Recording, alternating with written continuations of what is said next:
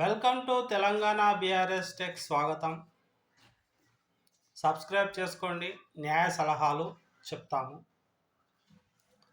ఈరోజు చెప్పబోయే అంశం ఏంటంటే, ఎక్కడన్నా బస్తీలలో కానీ పక్కింటి వారితో గొడవలు జరిగిన చిన్న చిన్నవి ఏవైనా కర్రలతో వాటితో దాడి చేసుకున్న, గాయాల పాలైన ఇంజూరీ లాంటివి అయినప్పుడు సాధారణంగా ఒకప్పుడు స్టేషన్ బెయిల్ 2014 వరకు ఉండే. 2016లో ఈ స్టేషన్ బెయిల్ అనేటటువంటిది రద్దు చేయడం జరిగింది. అయితే ఈ స్టేషన్ బెయిలు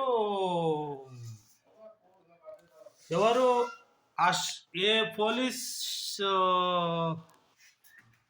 పరిధిలో ఉంటుందో ఆ పరిధిలో ఉన్నటువంటి ఆ స్టేషన్ హౌస్ ఆఫీసరు వాళ్ళకు స్టేషన్ బెయిల్ అనేటటువంటిది ఇచ్చేవారు. అయితే కేంద్ర ప్రభుత్వం అయినటువంటి నరేంద్ర మోదీ వచ్చిన తర్వాత చాలా మార్పులు వచ్చాయని చెప్పొచ్చు. అయితే 41 CRCP ఇది కొంచెం ఇక్కడ అవకతవకలు జరుగుతున్నాయి, లంచాలకు అమ్ముడుపోతున్నారు అని చెప్పి లాయర్లు తర్వాత ఇంకా చాలామంది అయితే రూపాన్ని చూడొద్దండి, మనకు చెప్పే ఇన్ఫర్మేషన్ ముఖ్యము.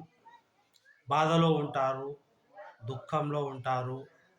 అంటే ఇప్పుడు ఎవరైనా ఫిర్యాదుదారు కానీ ఈ పిటిషనర్ అంటే అక్యూజ్డ్ పర్సన్ ఎవరైనా నిందితుడు ఉన్నాడో, తర్వాత పిటిషనర్ ఎవరైతే నింద ఆరోపణ చేసిన వారు ఉంటారో వాళ్లకు ఇప్పుడు అక్యూజ్డ్ తప్పించుకోవడానికి ఎన్నో ప్రయత్నాలు చేస్తాడు. అంటే ఏం చేస్తాడు, స్టేషన్ హౌస్ ఆఫీసరు ఇతడు మంచివాడే అని నిర్ణయిస్తే అప్పుడు బెయిల్ ఇచ్చేది. అయితే దీనివల్ల ఒక విధమైనటువంటి చాలా రకాలైనటువంటి నేరాల నుంచి తప్పించుకునేవారు. ఇక అలాంటి పరిస్థితి ఇప్పుడైతే ఏం లేదు. దేశం మరి సమాజంలో ప్రతి తప్పు చేసేవాడికి శిక్ష తప్పదు. ఎలా అంటే చిన్న చిన్నవండి 7 సంవత్సరాల లోపు శిక్ష పడే ఇంజూరీస్ ఏవైనా సరే, పక్కింటి వాళ్ళతో గొడవ, లేదంటే కర్రలతో ఒకరినొకరు దాడి చేసుకోవడం కానీ, ఇందులో మర్డర్ కేస్ ఇన్వాల్వ్ కాదండి. మర్డర్ కేసుకు నాన్ బెయిలబుల్ ఉంటుంది. కేవలం ఇంజురీ, దెబ్బలు తగలడం కానివ్వండి, మళ్ళీ పక్కింటి వాళ్ళ నల్లకాడ కుళాయి కాడ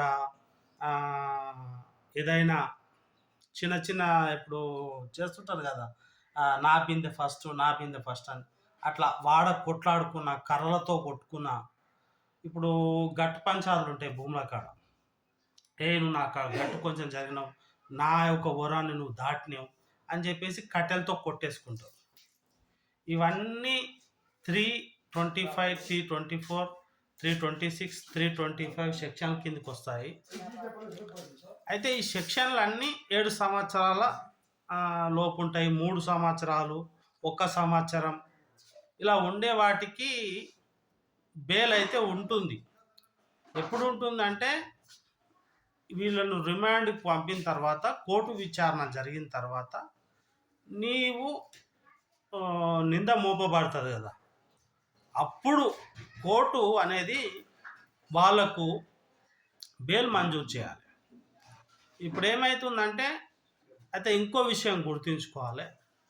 ఇప్పుడు మనము ఒక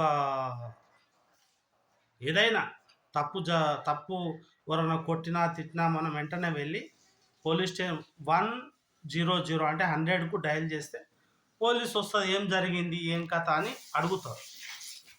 అడిగితే పలానా వ్యక్తి కొట్టిడు గిట్లా అయిందంటే వెంటనే ఒక కాగితం పైన మనము అతని పేరు తెలిస్తే రాయొచ్చు, లేదా బండి పేరు ఏదో అతనికి సంబంధించింది రాసి ఆ యొక్క పరిధిలోని పోలీస్ స్టేషన్ మనము ఇచ్చామనుకోండి, దాన్ని ఎఫ్ఐఆర్ అంటారు.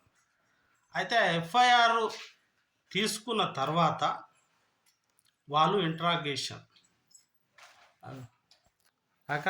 ఎప్పుడు